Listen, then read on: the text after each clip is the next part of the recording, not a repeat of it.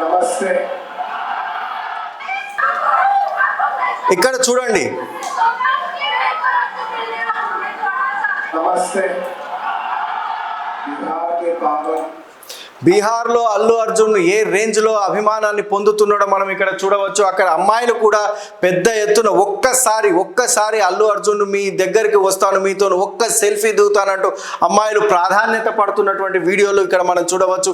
బీహార్ అనేది మనకి ఎక్కడ కూడా టాలీవుడ్తో ఏమాత్రం కూడా పరిచయం లేనిది, టాలీవుడ్ పరిశ్రమతో ఏమాత్రం కూడా కనెక్షన్ లేనటువంటి బీహార్లో అల్లు అర్జున్కి ఈ రేంజ్లో ఫ్యాన్స్ చూడడాన్ని మనం ఇక్కడ గమనించవచ్చు.